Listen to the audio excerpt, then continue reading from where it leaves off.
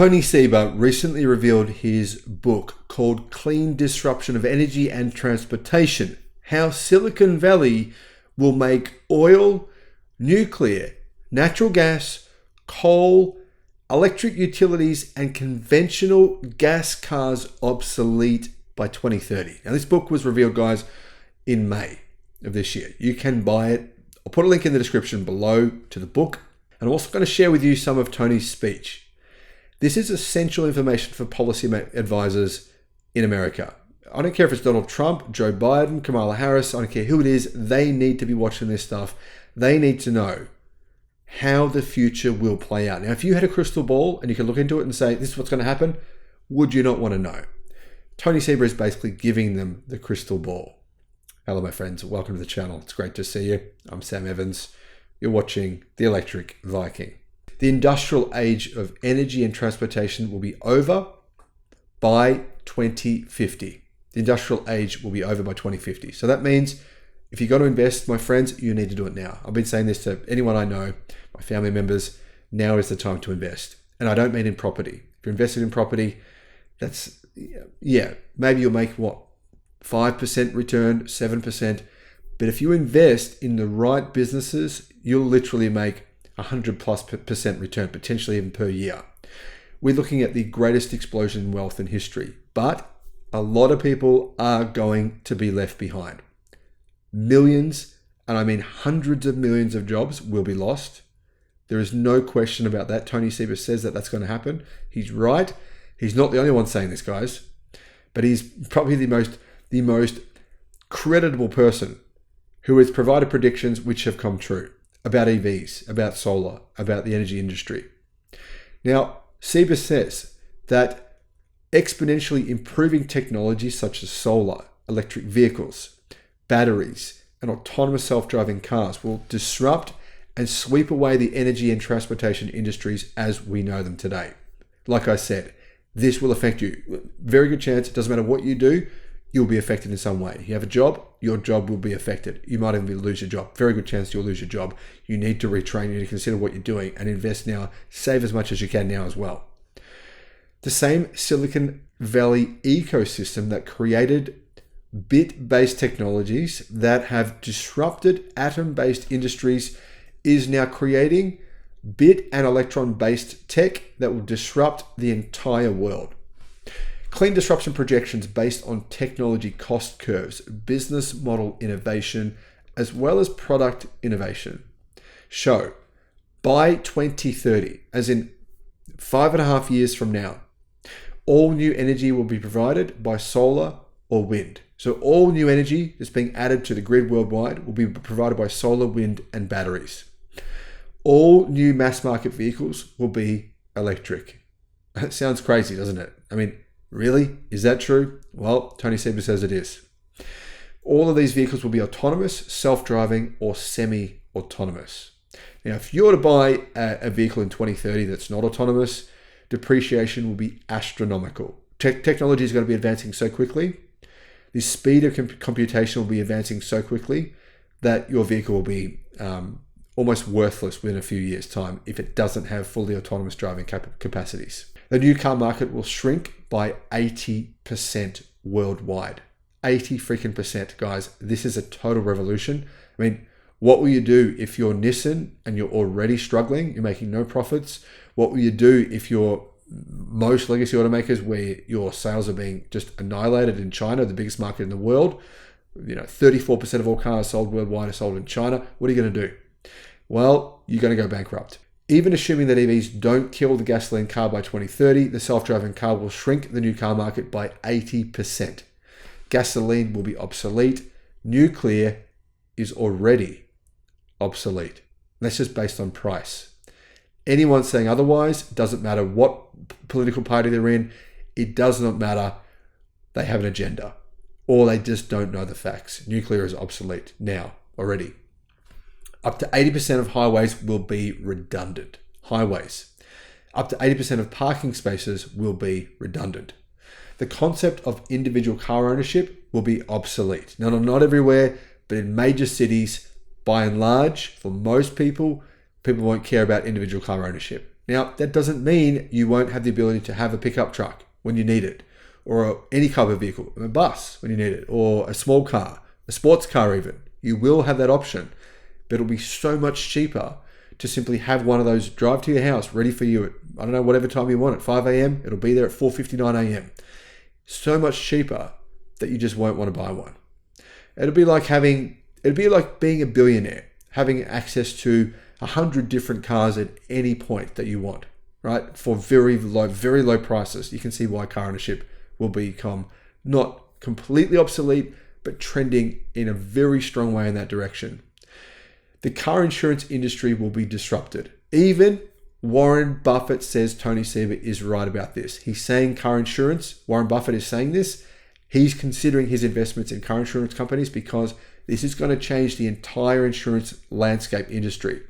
The Stone Age did not end because we ran out of rocks, says Seba.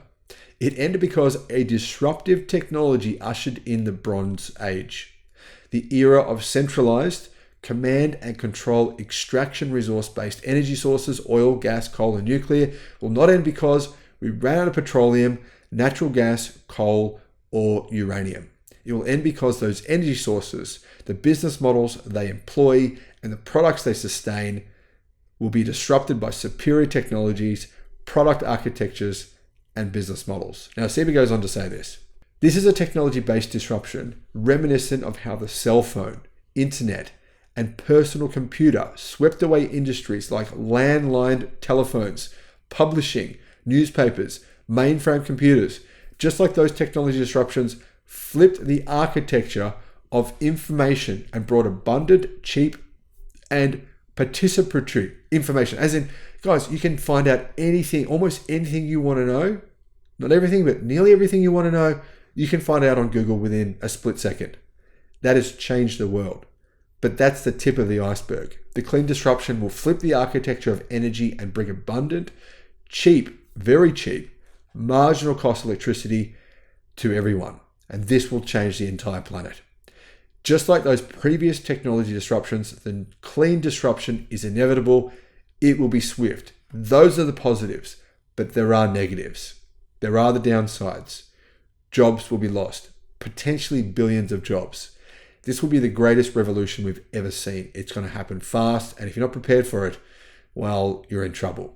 Tony Seba should be getting paid by the US government, or some government will hire him. China, if the US doesn't do it, China will do it. Whoever it may be, they need to listen to this. This is the kind of information that everyone needs to know. Guys, if you have not signed up to Rethink X in the YouTube channel, I'll put a link in the description below. Make sure you do. Those of you who bring a mindset, right, and understand how these disruptions, phase change disruptions are happening, are going to be best positioned not just to survive, but also to increase your organizational capabilities and bring society, leapfrog the West to what I call a new age of freedom.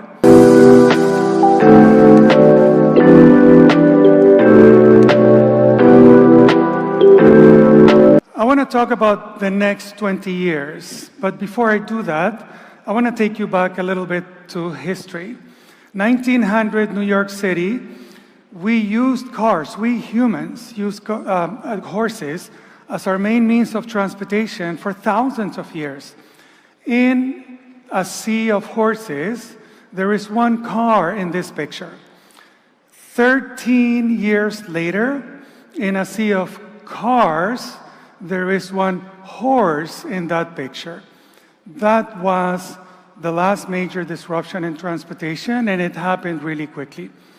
And in my work in disruption, we have found tons of examples of what we call the X curve. Essentially, 10 to 15-year disruptions across sectors, across time. Corn, dye, coal, across the board, insulin, 10 to 15-year disruptions. It's not unusual. And it's usually the experts and the insiders and the mainstream analysts who dismiss disruption. Even former entrepreneurs who disrupted industries don't see the next disruption. So today I want to tell you about the great transformation of humanity. And this is a compendium of several of my books over the last 10 years, 15 years, and some analyses. And essentially the summary is that disruptions are happening in all levels, all around the world, all at once. The next 15, 20 years are going to be the most disruptive in history, bar none. And it's not just disruption.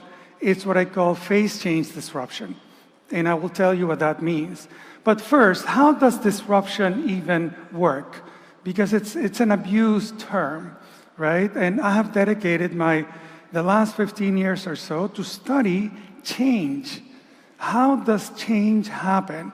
When does small change happen? And when does big change happen? And this is the quick slide to understand. We start usually from a place of stability. And this can be at a societal level. It can usually be at an industry sector level, right? So in the case of electric power, for instance, the value chain, the transmission and distribution have more or less worked the same way for the last 100 years. Now, we've had innovations, but the value chain itself, more or less, has been stable. But all along, there are technologies that are improving in cost and capability. And we need to understand what to pay attention to, right? Because usually, yes, there are disruptive technologies, but the big disruptions, the 10x disruptions, what I call phase change disruptions, happen when there is a convergence of technologies. Now, when there is a convergence, it opens up the opportunity space. Entrepreneurs see it. Now, think about Tesla and BYD and others. Around 2009, right? That's when the convergence for electric vehicles happened. So a bunch of entrepreneurs rush into this place, and over the following few years, they invest and they improve their products in cost and capability, right? So whether it's solar or electric vehicles and whatnot, over the following few years, they improve until they rupture the system. So the system, the rupture point for electric vehicles happened around about 2020. And essentially after that, we enter into a phase change. The system becomes unstable. So the things that used to hold the system together don't work anymore. The rules, the old rules don't apply. The new rules may not be clear, but the old rules certainly don't apply anymore. So in that phase change, essentially after that instability, because the old rules, the old brakes don't work, that's why the new disruption always happens as S-curves. And then the new becomes the new system, and we go back and we start over again. So let me tell you about several of these topics. Technology cost curves.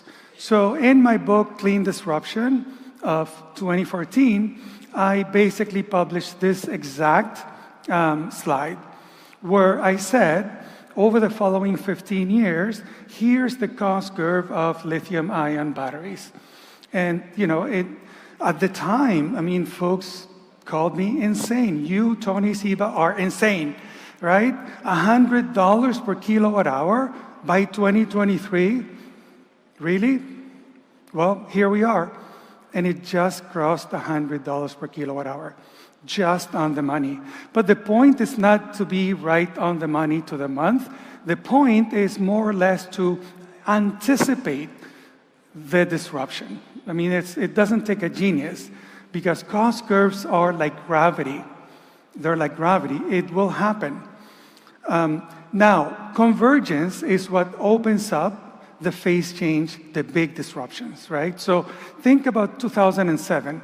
Why did both Apple and Google come up with the iPhone and iOS the same year? I mean, Android and iOS the same year, 2007. Not 2004, not 2010. Why 2007? That's because all the technologies that were essential to making a $600 smartphone converged in 2007. So the disruption was going to happen, right? And the other lesson is the following. Disruptions come from the edge.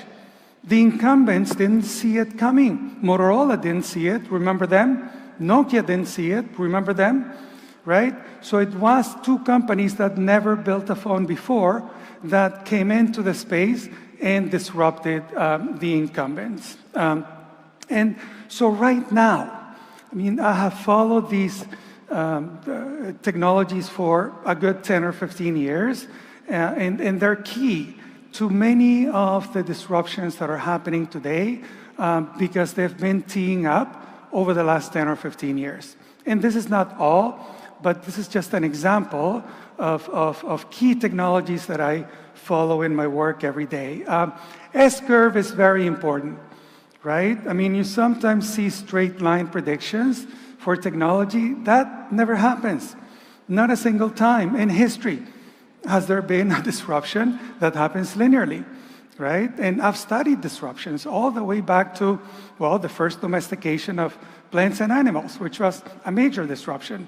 But going back to the car in America, from about 1910 to 1920, so in the space of 10 years, essentially it went from about 10 to about 80% penetration in just 10 years. And that was more than 100 years ago. And it happened while we built two new industries, right? We built a new road transportation. We fought a war and the meanest influenza pandemic in history. Does that sound familiar, right?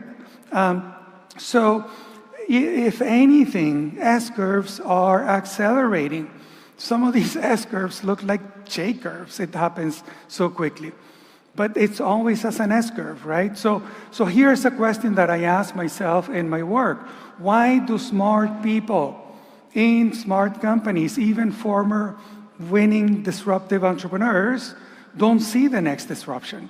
Why do they not see the disruption that entrepreneurs do?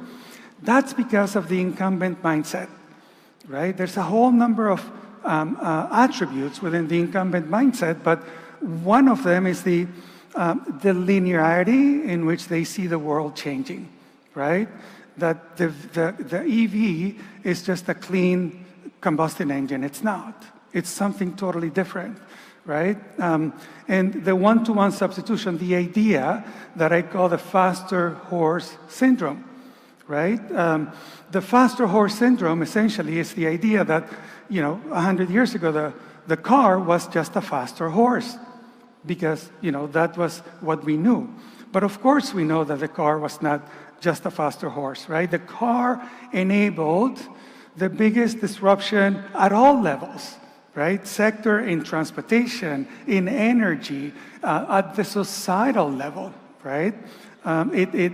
Everything changed in the 20th century because of the car and electricity, right? And so the key idea of a phase change disruption is that it leads to a new system. It's not just a variant of the old system, it's a dramatically new system with new rules and new metrics and new behaviors that you may not even think about in the past. It's not a one-to-one substitution. So a key idea to think about this is that a butterfly is not a faster caterpillar, right? A butterfly is something else altogether. It's a different life form. So when you think about these phase change disruptions, think about a different life form altogether. And the ripple effects across society of phase change disruptions can be amazing, right? So again, the car changed everything about the 20th century. It changed geopolitics, it changed war, it changed how we built cities. We built cities for the car in the 20th century, not for people, right? So it changed everything. So let me talk about the first phase change disruption of tonight, the disruption of transportation. And that's my lovely wife, by the way, in that picture in California. So again, in that same book, Clean Disruption, I published this other cost curve for electric vehicles with 200 mile, 300 plus kilometer range. And again, at the time, there was only Tesla, the Model S, which was $80,000 or $100,000, right? And the idea, I said that by 2023, by now, there would be $15,000 electric vehicles with 300 kilometer range. No subsidy, right? The market would bring them. And that was considered insane at the time. And I also said that by 2025, it would get down to about 11,500. Inconceivable, right? Again, it sounded insane. And, I went to the Shanghai Auto Show in April. The BYD Seagull is $11,400, right? Not bad, eh? Right? Again, cost curves are like gravity. There's no opinions about gravity, right? So BYD was even a couple years ahead of what was insane prediction of 10 years ago, right? And if you look at the Chinese auto market, the largest in the world, September, new energy vehicles, which is electric plus plug-in hybrids, were 39% of new vehicles, up from like 2% 5 years ago, right? So it's happening very quickly. And some folks, even in the industry, are saying that it might be 80% by 2025, not just 2030. Again, my crazy prediction from 2014 was that by 2030 it's over, right? And so why? Because by 2030, there's going to be $5,000. So that car is probably going to cost $5,000. So for purely economic reasons, by 2030, transportation in competitive markets, it's pretty much over for combustion engines. But that is not the disruption, really. The big phase change disruption is actually the convergence of autonomous, electric, and on-demand transportation. Think Uber, Didi, robotaxi, right? Owned, managed by fleets. So essentially, you know that there are already autonomous vehicles level 4, pretty much in many countries by now. In China, I saw them, and in San Francisco. This is a ride. They're commercial. 2 companies already are offering commercial rides in San Francisco. And we know that AI is improving at crazy, not just exponential, double exponential basis. Jensen Huang, the CEO of NVIDIA, says that it's improving at the rate of about 1 million times over the next 10 years, right? So the idea that level 4 is not going to improve and be many, many times better than human drivers is not looking at the evidence, right? And so the day that transport as a service, right, is available, it's going to be on a per kilometer basis, a tenth of the cost of owning a car, any car. A tenth. 10x has always enabled disruptions, and quick disruptions. Always. Every single time in history. TaaS is going to be so cheap, it's going to be 4 times cheaper than the operating cost of a combustion engine car. 4 times cheaper than just the operating costs, right? It's going to be so cheap that the cost per kilometer is going to be cheaper than just the cost of gasoline. What do you think is going to happen, right? So I see that by 2030, most miles will be electric in one form or another. So let me talk about disruption of energy. So that was transportation, phase change disruption. Energy is a little bit different, but technology cost curve, we start with solar.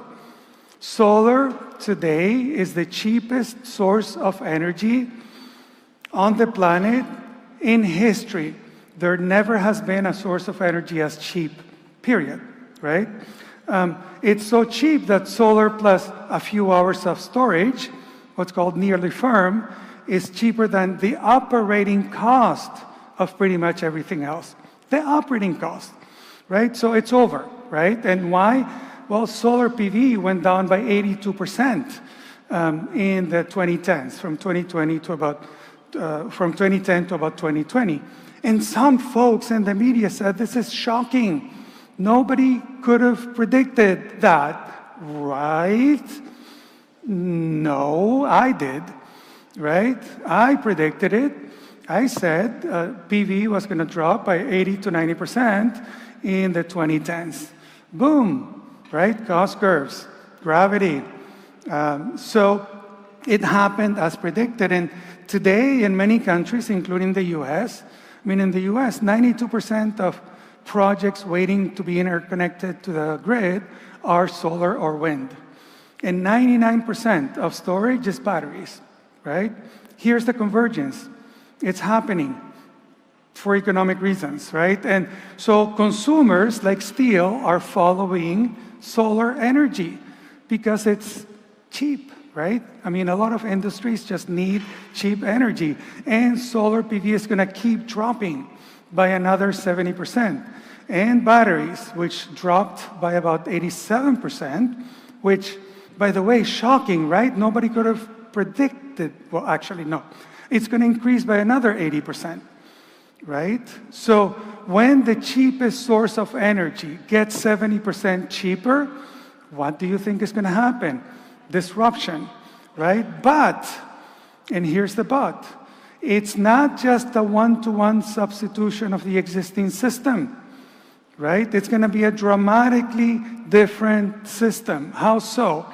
So when I asked my team, let's design a 100% solar, wind, and battery system for every place on Earth. Is that possible?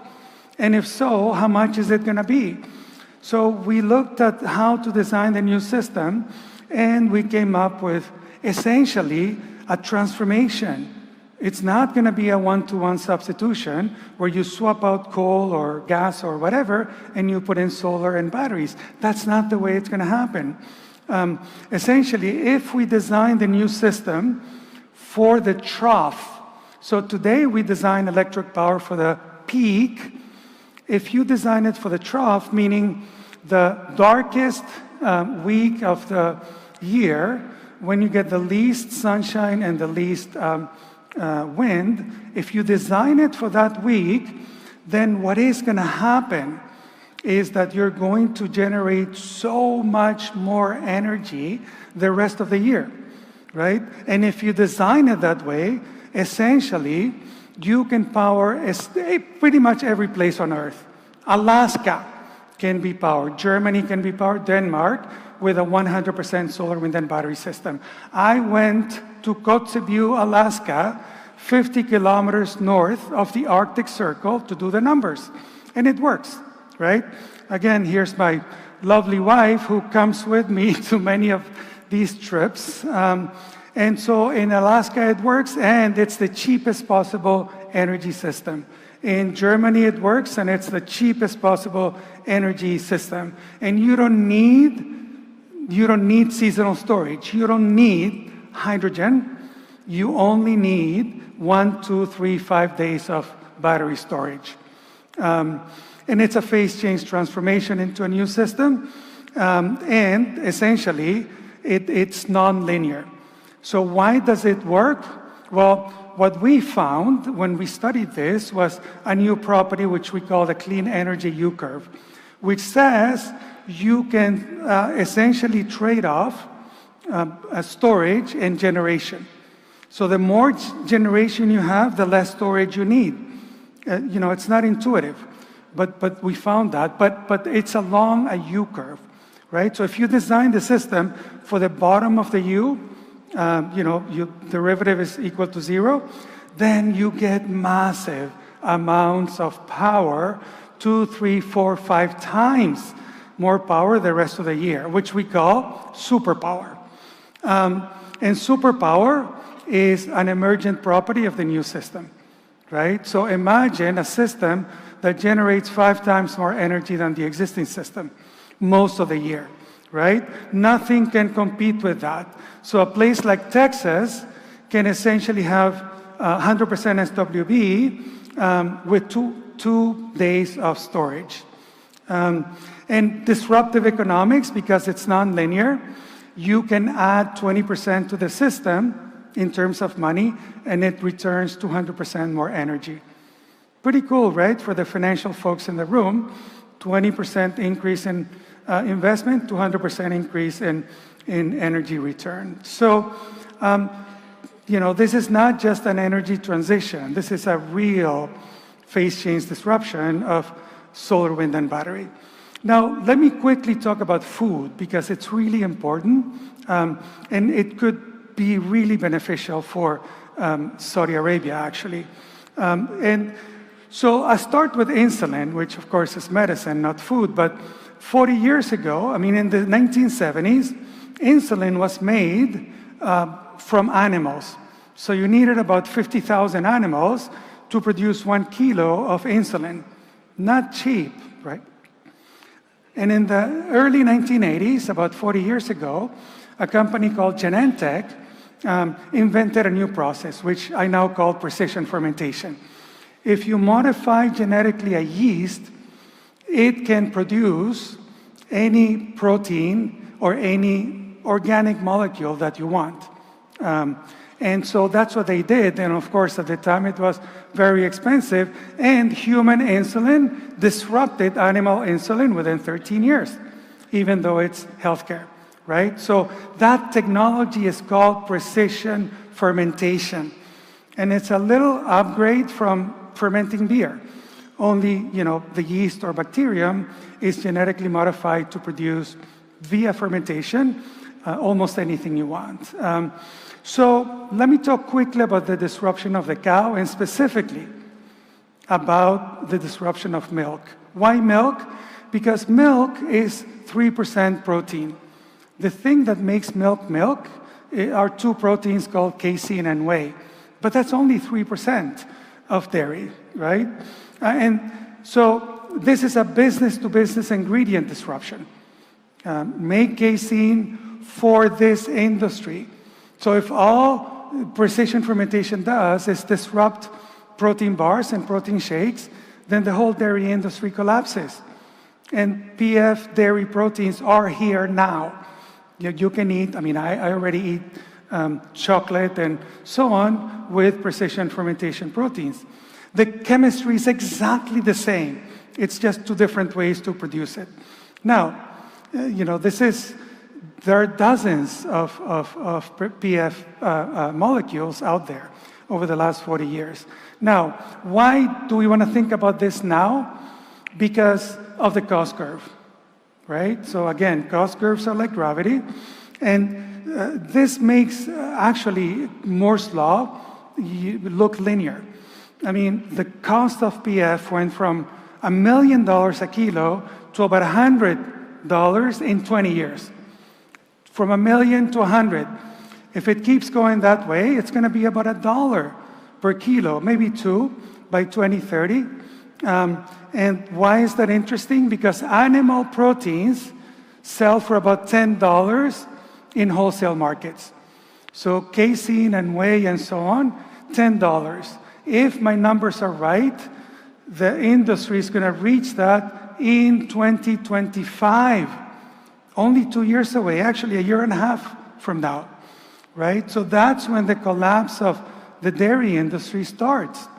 And it's going to happen for economic reasons. And we know that food ingredient disruptions follow S-curves, and they can happen very quickly. Pepsi and Coke in the US in the 1980s went from 0 corn sugar to 100% corn sugar in 4 years. Right? That's how quickly things are going to happen. And this is not a veggie revolution. This is literally the second domestication of plants and animals. We're making with microorganisms what we used to make with macroorganisms. PF is so much more efficient than livestock, than animals.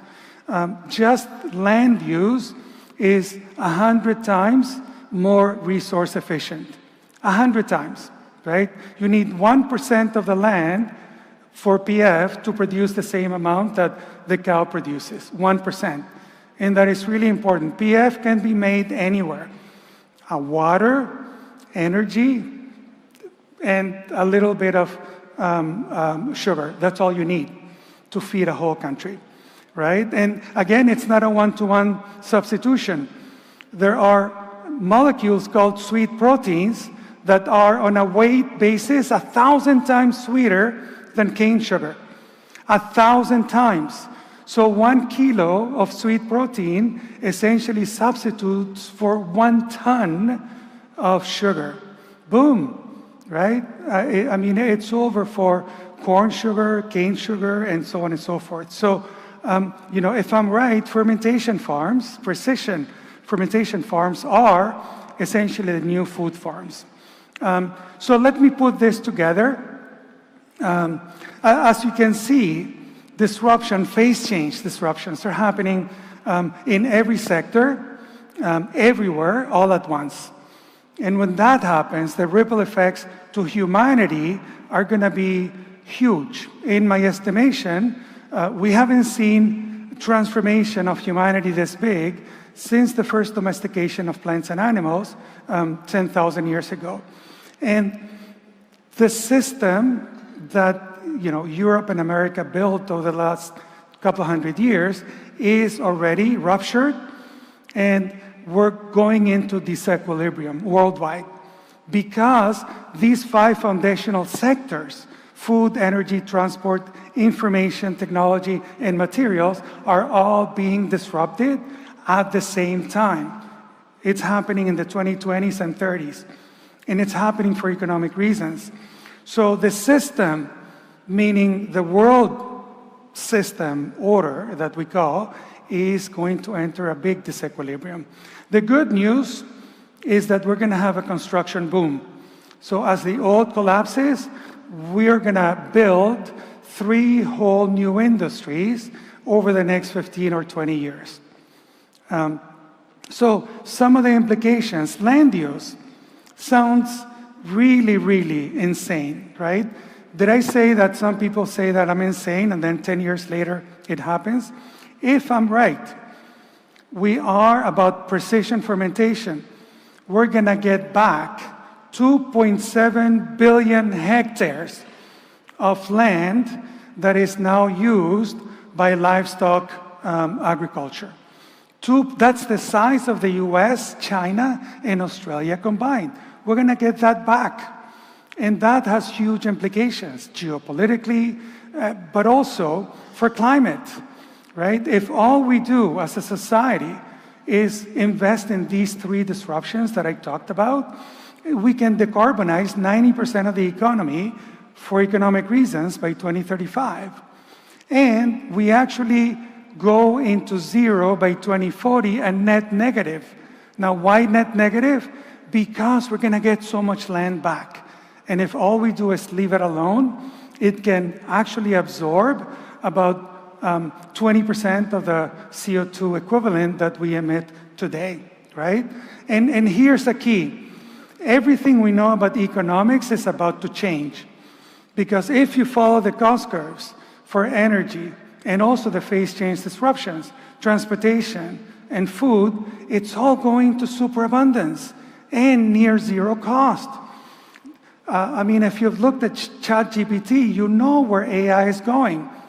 Essentially, superabundant intelligence. And the cost of intelligence is going to zero. And the same thing is going to happen with labor. Are we ready for a world in which intelligence, labor, energy, transport, and food are actually asymptotically getting to zero? Because those of you who get that, right, and plan over the next 15, 20 years, will actually be the ones to win in the great transformation of humanity. Those of you who bring a mindset right? And understand how these disruptions, phase change disruptions are happening, are going to be best positioned not just to survive, but also to increase your organizational capabilities and bring society, leapfrog the West to what I call a new age of freedom. So this is not just a transition of any of these things. Transition implies an orderly change. This is humanity's great transformation. Thank you.